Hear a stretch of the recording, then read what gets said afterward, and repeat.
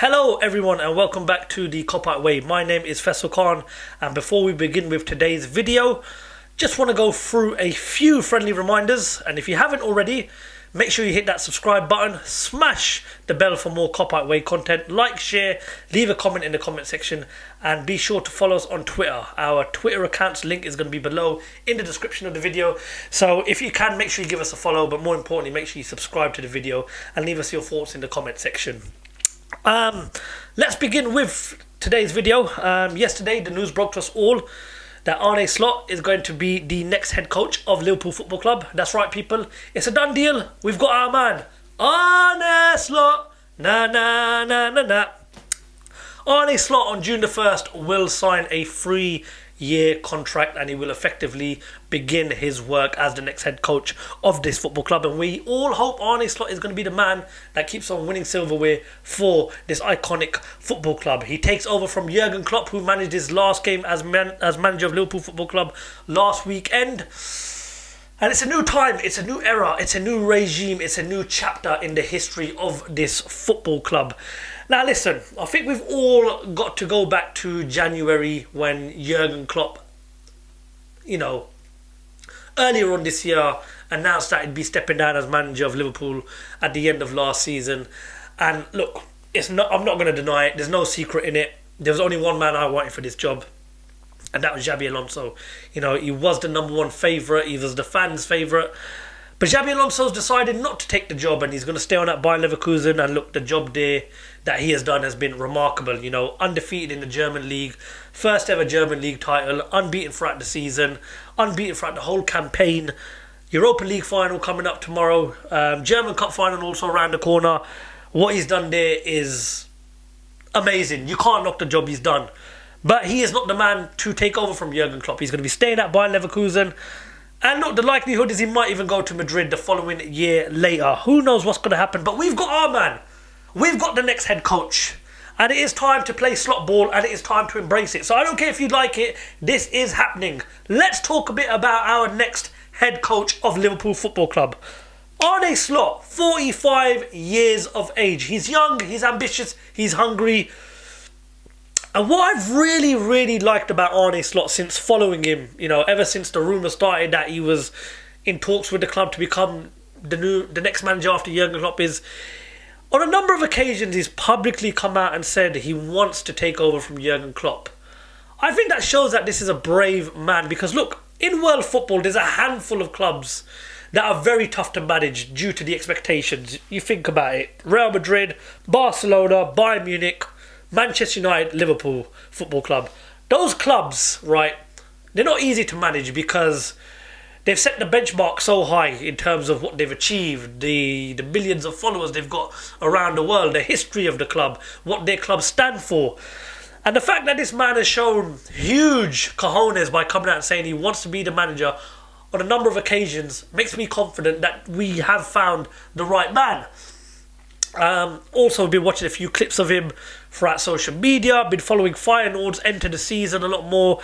He comes across as a well-spoken guy. He seems to, have a good relationship with his players. He seems to have a good relationship with his staff. And more importantly, the guy wants the job. He wants to be here. This isn't another Ruben Amorim case of where supposedly he wants more money and he's gone off to West Ham to hold us to ransom. No, that's not the case. This guy is going to be the next head coach, and I'm looking forward to it. Listen, he's an unknown quantity, but look, our job is to support this man, is to back him and to get behind him. And we hope he's going to bring silverware to this club. Listen, it's not going to happen straight away. There are going to be a few tough days ahead of us, but we've got to be patient. Just like we were patient with Gerard Houllier, just like we were patient with Rafa Benitez, and just like we were patient with Jurgen Klopp. Nothing happens overnight. Rome wasn't built in a day. But I do believe with the right time and the right backing, this man could be a success at Liverpool. Let's look at his managerial career so far. He's managed 3 clubs in Holland: Cambuur, AZ Alkmaar and Feyenoord. Now his record is quite impressive. I know a lot of people are going to be like, oh, but it's only the Dutch league, it's another farmers league. Well, you can only beat what's put in front of you. So he's managed a total of 242 games at club level. He's got a number of 151 wins, 51 draws, 40 defeats, and he's got a win ratio of 62.40%. I don't think that's a bad win ratio to have as a manager. But obviously the expectation is going to be a lot bigger now that he's the new head coach at Liverpool Football Club. His honours, he's not won much. He's won a Dutch league in 2023. He also won the Dutch Cup previously last season. And he was the inaugural runner-up in the Conference League in 2022. So he's got some experience in Europe. So, yeah, I'm excited. I honestly think with the right time, with the right backing, and with the right choices and the right decisions and the right help, this man could be a success. But only time's going to tell. Listen, nothing's a given in football. We all know that. We all know he's got a tough job on his hands. But the reason why I'm confident that this man is going to do a good job is because, one, he's inheriting a good squad, and two, he's got good people around him. We all saw what Michael Edwards done under Jurgen Klopp. We all saw how much of a huge part he played in Liverpool's success over the last 8-9 years. And I believe working closely with Michael Edwards is going to help this man out massively. Now, in terms of his priorities, look, I don't want to go too much into the off-the-field priorities. I want to focus on what he's got to do on the pitch. I've listed 5 priorities that he's got to prioritise from June the 1st onwards. Priority number 1 is very simple. There's contracts that are expiring next summer. Trent Alexander-Arnold, Virgil van Dijk and Mohamed Salah are all out of contract in a year's time. And we look at those 3 players, they've been iconic for us. They've been a huge part of the club's success over the last 9 years. Now, Virgil van Dijk and Mohamed Salah are 32 plus years old. Would I like to see them finish their career at Liverpool Football Club? Yes. But if we could tie them down and financially we sell them in the future and it makes financial sense, then you have to accept it. If it's going to help the club going forward, then it'll probably be the right thing to do. However, Trent Alexander-Arnold is the vice captain of this team. He's a local boy. He knows what it means to play for this football club. I look at Trent Alexander-Arnold and I don't see the finished article. Trent Alexander-Arnold, in my opinion, can be the guy that leads this football club to even more success. We look at previous Scousers and what they've done for this football club. Steven Gerrard, Jamie Carragher, Robbie Fowler, Michael Owen as well.